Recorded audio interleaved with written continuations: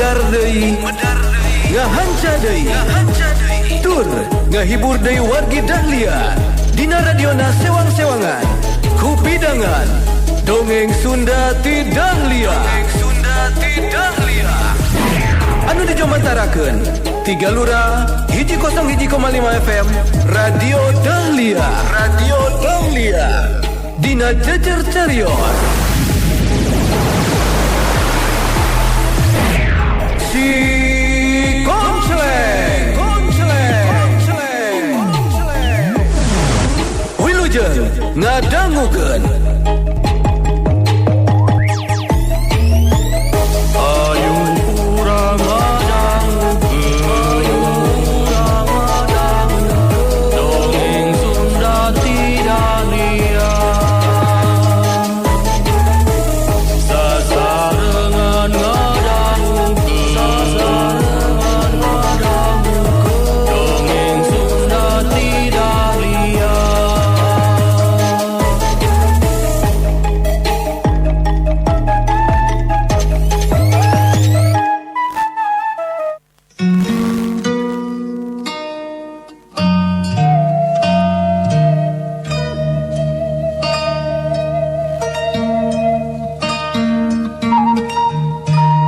warga Dahlia. Umayi minang saraya ka guru nyata Bah Baloga pikeun ngarayu prawira sangkan nampi cintana Umayi. Urang lajengkeun serial Si Konceleng lawang saketeng karya Bagus Respati.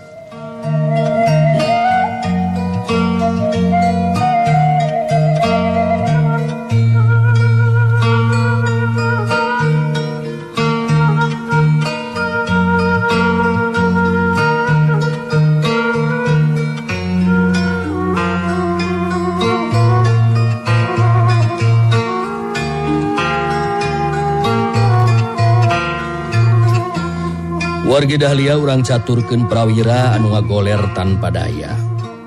Harita ngarahuh jero hatena sabab teu nyangka runtuyan kajadian anu karanapan ku dirina bakal sarupa kitu. Aduh, teu sangka aing bet panggih jeung kajadian saperti kieu. Naon maksudna aing dibawa ka dieu teh? Aduh, jelas Umayi wanoja anu hade rupa geus negerakeun isi hatena ka diri aing. Tetela mata kaget. Aya kuanian eta wanoja nu ngaran Umayi. Nyarita geus teu make aling-aling deui. Duh. Ieu tanaga bat leungit deui ngajadikeun kuring teu bisa ngagunakeun ilmu pancabraja. Bener cek omongan Umayi kaya kieu mah. Diri aing teh keracunan. Obatna ngan aya di Mbah Baloga. Tapi piraku deui aing kudu narima kana kahayangna Umayi mah. Sarua be jeung hianat kanu jadi pamajikan. Kumaha saterusna nasib diri aing atunya ieu teh. Prawira jadi bingung lantaran teu bisa naon-naon. Daya daya pikeun hudang sokomo upama barontak. Kaayaan anu ngaprihatinkeun. Malah prawira jadi ras inget ka si Konceleng anu jadi guruna. Biasana mah pama diri aing panggih jeung bahaya, panggih jeung kasangsaraan. Kang Konceleng sok datang nulungan. Tapi harita Kang Konceleng teh indit cenah mah nempungan maasih para jitea geus balik deui ka lembur kitu atawa acan. Upama geus balik ka lembur mah tangtu leungiteun ku diri aing. Paling henteu tangtu bakal diteangan laratanana. Dina kaayaan keur ngalamun saperti kitu, ngadadak aya nu asup ka jero eta anggon. Kawilang aki-aki gagah anu pikeun prawira mah kakarak harita ningali Mbah Baloga. Mbah Baloga neuteup antep ka prawira bari terus nyarita dimimitian ku Seri. Bagea Prawira. Dewek mah baloga guruna Umayi. Ayeuna ngahaja datang nepungan Andika. Kumaha? Geus bisa diajakan ngobrol ayeuna mah.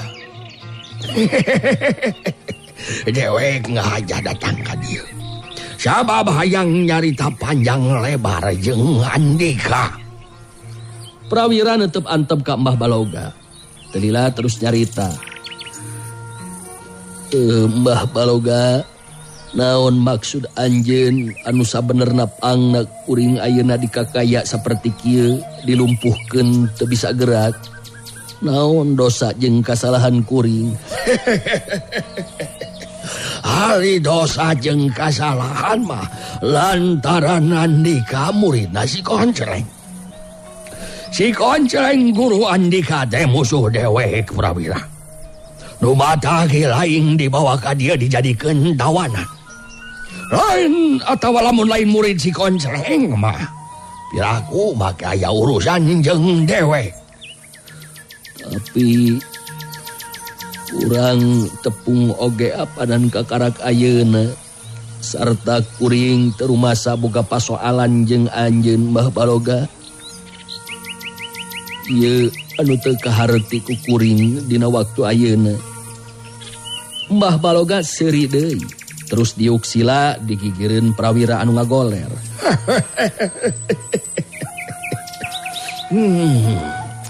Memang hari urusan jeung lain mah kakarak ayeuna Prawira. Tapi lain jeung si Koncleng aya urusan jeung Kiramuk katut si Bujang Sancang. Urusan jeung eta dua jalma nganu harti urusan jeung dewek deui. Prawira jadi ngarti ayeuna mah. Yen Mbah Baloga teh aya di pihakna Kiramuk jeung si Bujang Sancang. Oh, jadi kitu. Tapi anjeun geus nyaho kana pasoalan anu sabenerna pangna ngabela si Bujang Sancang jeung Kiramuk teh. Dan teu era pamangabela anu salah.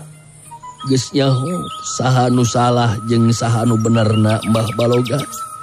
Geus apal. Dewek lain rek ngamasalahkeun saha anu bener jeung saha anu salah.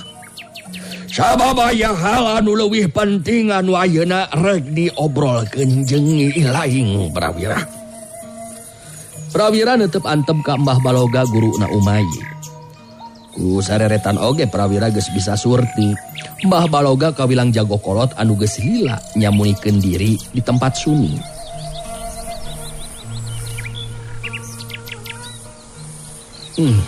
Naon anu rek diobrolkeun ku anjeun ka kuring teh Mbah Baloga, coba caritakeun terus terang. Kuring acan nyaho naon maksud anjeun anu sabenerna.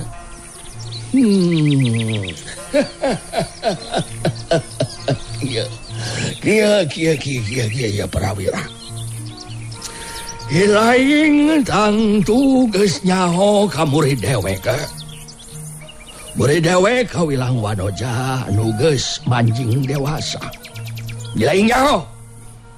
Oh, maksud anjeun teh Umayi kitu. Nah kumaha kitu? Naon hubunganana Umayi disabit-sabit ku anjeun Mbah Baloga? Jelas ku dewek ayeuna disabit. Lantaran memang aya patalina jeung lain Prawira. Kieu Prawira. Dewek memang miharap boga murid aya dina kabagjaan jeung aya dina kasugemaan hatena. Sarta wajar kitu nate lantaran dewek memangnya akan jadi murid. Geus panggih jeung Umayi murid dewek. Prawira ungeuk bari ngajawab. Memang kuring geus panggih jeung Umayi. Ari kitu naha aya naon Mbah Baloga? coba terangkeun caritakeun anu leuwih jelas ka kuring. Kieu ya Prawira. Dewek dipentaan tulung kudu jadi murid nyata Umayi. Tinang tube eta pamentana teh kudu dicomponan ku dewek. Sabab dewek ngarti. Ya kanu jadi murid tangtu kudu ngabantu pikeun ngawujudkeun gayangna. Naon hubunganana antara kahayang Umayi murid anjeun jeung diri kuring. Ayeuna bet make jeung rek dibejakeun ka kuring sagala rupa geuningan. Tang itu aya hubunganna Prawira. Keur naon dewek ayeuna ngajakan ngobrol ka ilaing upama eueuh hubunganana antara kahayang Umayi jeung diri ilaing Prawira. Umayi murid dewek balaka ka dewek salaku anu jadi guruna. Yen murid dewek teh ngarasa katarik ati ka pentang ngarasa ku ilaing Prawira. Manehna sasatna mah mika cinta ka ilaing.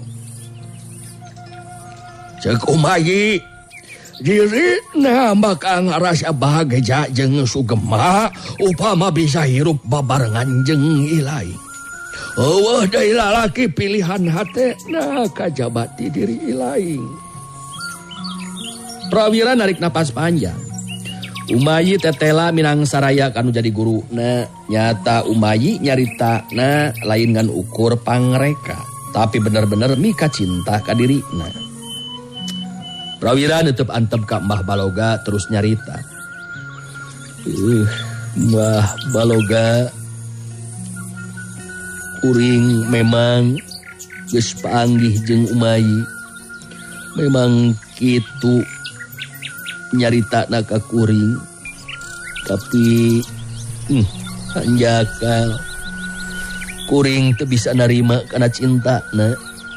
Sabab kuring memang geus boga anak pamajikan. Sasaatna kuring geus kulawargaan mah. Jadi jelas kuring teu bisa upama kudu ngabagi cinta ka kulawarga jeung ka Umayi. Mbah Baloga neuteub seukeut ka Prawira. Paroman beungeutna katingali robah. Kitu deui sikepna oge jadi robah. Mun tadi mah masih keneh nembongkeun sikep anu hade, ayeuna mah jadi kerenggalak. Ilaing kudu ngarti. Ilaing kudu sadar kana kaayaan anu karandapan dina waktu ayeuna. Yen diri ilaing moal bisa pulih cager deui saperti biar. Sabab obat pikeun mulihkeun kakuatan ilaing aya di dewek Prawira. Ayeuna tinggal pek pikiran anu asak. Mending kene narima kana cintana si Umayi murid dewek, ilaing tangtu salamet. Atawa kekeh dina pamadegan nyata nolak ka cinta si Umayi anu tangtu be ilaing bakal ngalayang jiwa ku cara diganggayong lantaran lumpuh saumur-umur. Coba pikirkeun ku ilaing Prawira. Mbah Baloga mimiti ngasupkeun pangaruh caritanana. Kalawan harapan Prawira bisa kaperuhkeun jeung kapangaruhan hatena. Anu saterusna Prawira bisa narima kana cintana Umayi. Lila Prawira ngahulang ngaraga meneng. Memang sabil oge hatena. Sabab naon anu bieu dicaritakeun ku Mbah Baloga tangtu be lain omong kosong. Malah nasibna gumantung kana tawaran bieu. Prawira ngarahuh jero hatena. Lamun diri aing narima kana tawaran Mbah Baloga, kanu ngaharti aing hianat meureunan ka anak jeung pamajikan. Sedengkeun cinta aing ka Arum Sari moal make jeung kudu luntur ka ibunan, laas kahujanan paribasana. Kumaha tu jawaban aing anu hade ieu teh? tawaran ti Mbah Baloga tangtu be patali jeung nasib hirup aing. Sabab memang Mbah Baloga anu boga obatna pikeun mulihkeun kaayaan diri aing. Sababaraha kali prawira narik napas jero, masih keneh tacan cumarita. Ningali kaayaan prawira saperti kitu, Mbah Baloga kadenge harita nyarita deui. Hayo, kumaha prawira? Upama tetap ente narima kana tawaran dewek, nganu harati jiwa si laing bakal ngalayang. Moal bisa lila umur ilaing de prawira. Nurugi tangtu kula warga ilaing kene. Nu batak pikirkeun sing asak. Pirakun telebar ku nyawa, Ingatkeun, nyawa eueuh jualanana da lain sampe atawa huy kari meuli ka patani. Nu matak ilaing kudu boga pikiran anu panjang. Prawira netep antep ka Mbah Baloga, teu lila terus nyarita deui. Mbah Baloga, kuring memang ngerasa bagja sebab aya wanoja nu mika cinta ke kuring. Ngan hanjakal kuring memang geus boga kulawarga. Keur diri kuring sorangan memang teu bisa upama kudu ngabagi cinta. Sabab cinta nu dibagi dua teh tangtu moal bener. Dumasar kana eta tinimbangan, kuring teu bisa narima kana tawaran ti Mbah Baloga. Mbah Baloga jadi beureum beungeutna, kasinggung hatena.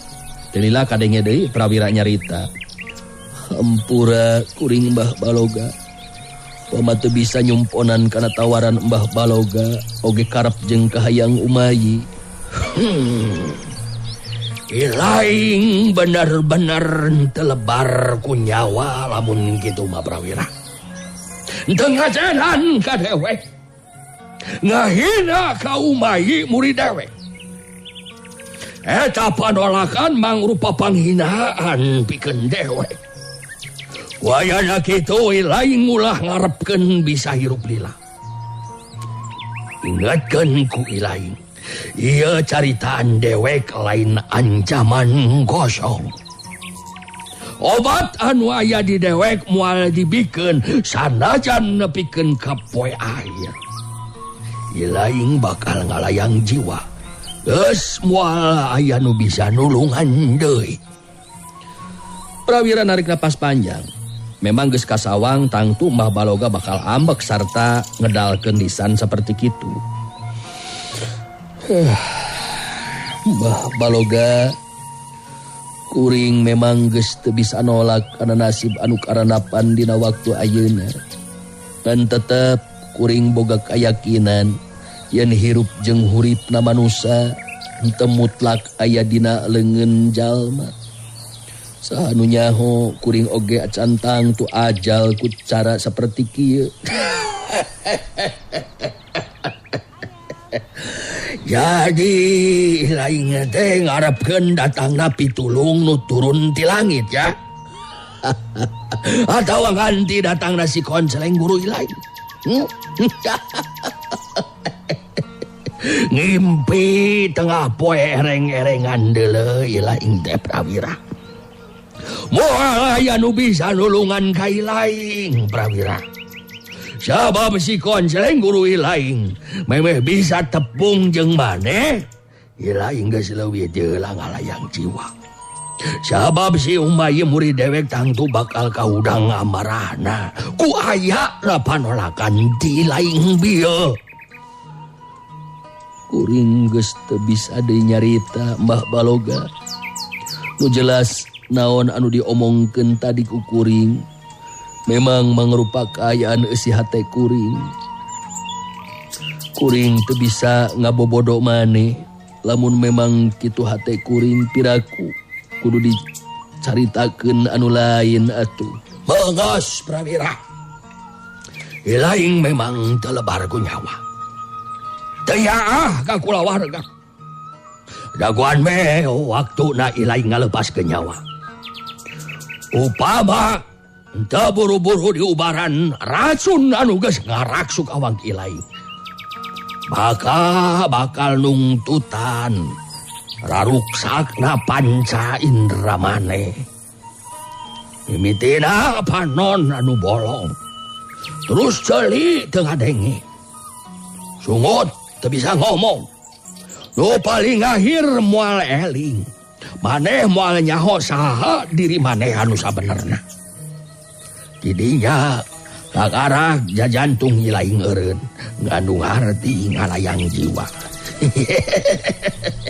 Ilaing tinggal ngadaguan lumakuna eta kanyataan.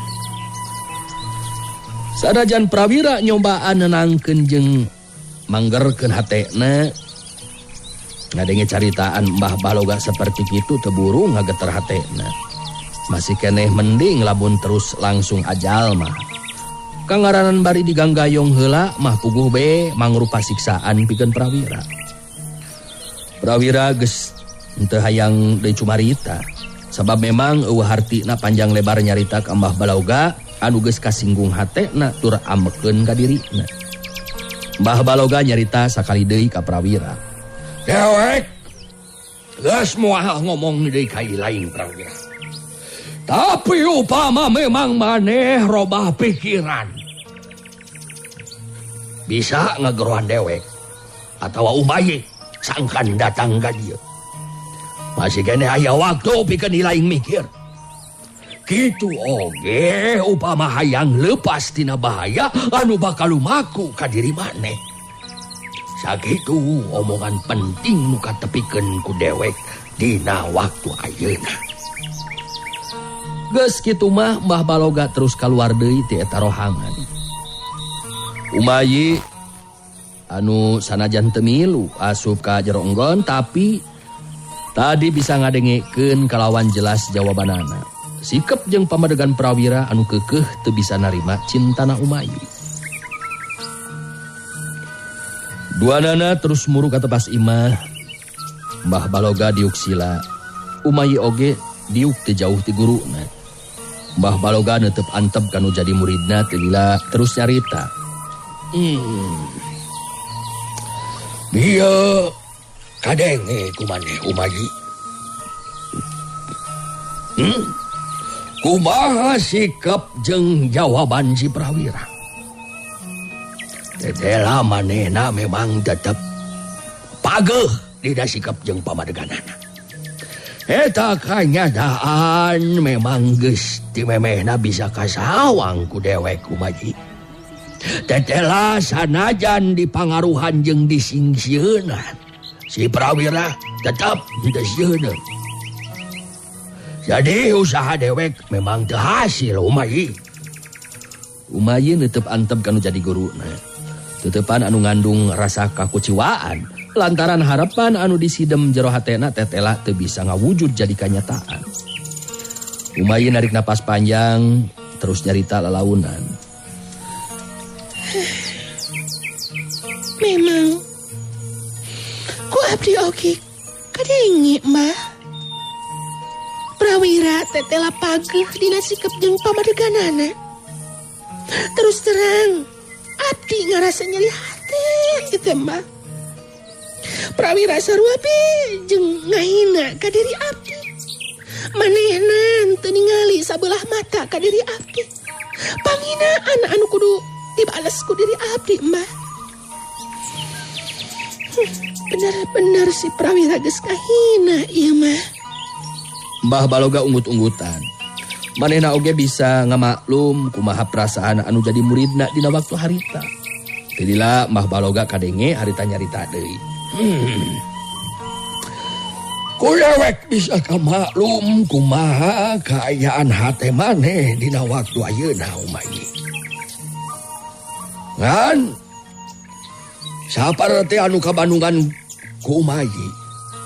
Naon anu geus dilakukeun ku dewek memang teu hasil. Dina ieu hal urang kudu narima kana kanyataan. Tapi kituna teh sahanunya upama engke si Prawira robah pikiranana. Sabab manehna oge mikir. Ya naon anu geus diomongkeun ku dewek lain ancaman kosong, tapi mangrupa kanyataan nu bakal karanapan ku dirina. Upama obat teu gancang dibikeun ku dewek. Nya, ari geus jelas kitu mah abdi moal make jeung rek kabela prawira mah. Pasrahkeun we ka Mbah ngeunaan prawira mah. Upama memang bakal ngaralapan lolong panona, bonge cilikna, sarta teu bisa nyarita jeung jajantungna eureum. Kaayaan di Ganggayong eta lantaran boga bongan prawira anu teu ngacenan ka guru. Gitu jelas nama mah. Jadi benar umayi geus masrakeun sagala rupana ieu nama ka dewek. Artina ngeunaan si prawira geus moal make rek dijadikeun deui pikiran. Artina harapan ka si prawira geus leungit ayeuna mah. Kitu. Ari leungit mah acan mah. Sabab saha anu nyaho prawira bakal robah pikiranana.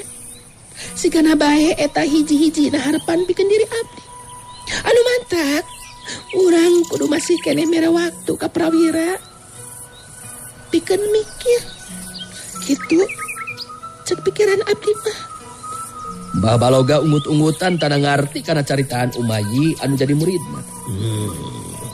Ku dewek kaharti eta omongan teh Umayi.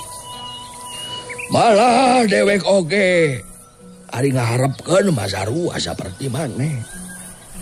Sabab saha anu teu hayang hiji guru ningali muridna aya dina kabagjaan. Jadi lamun murid ngarasa bagja guruna oge tangtu sukemah. Mantak. Ayeuna mah tinggal nungguan waktu be mah. Waktuna di mana prawira bakal robah pamikiranana. Anu akhirna bisa narima kana tawaran mah tadi. Bener gitu ay. Tah. Umayi mah geus bae cicing di dieu. Dewek rek neruskeun hancang ngalatih si Ramu. Sabab dina waktuna si Konceleng datang ka dieu mah sanu nyaho bisa dibutuhkeun tanaga jeung pangartina kurang. Sakumaha ceuk ijiran Umayi. Si Konceleng guruna si prawira nyangking tahapan ajen pangartian anu teu bisa dianggap enteng. Sok, daguan we di dieu.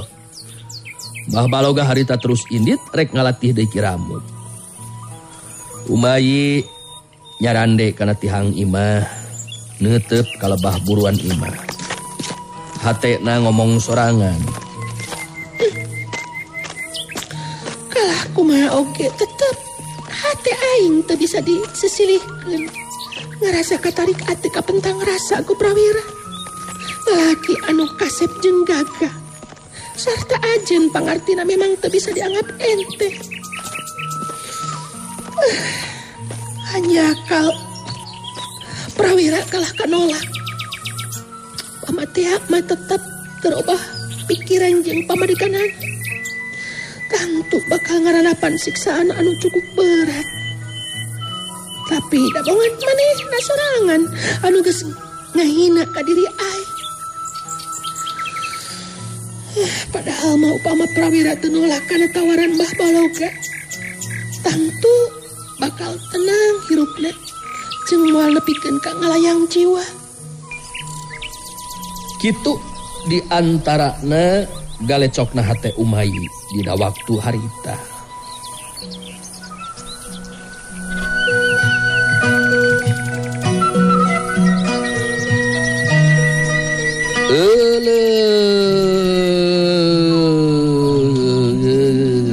Waktosna wargi geuningan parantos teh kapan dewa.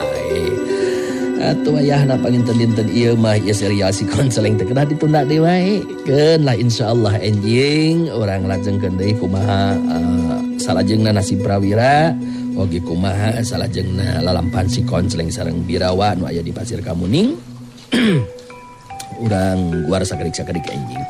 Atuh dinten ieu masim kuring kedah undur pamit, hatur nuhun kana sadaya perhatosan.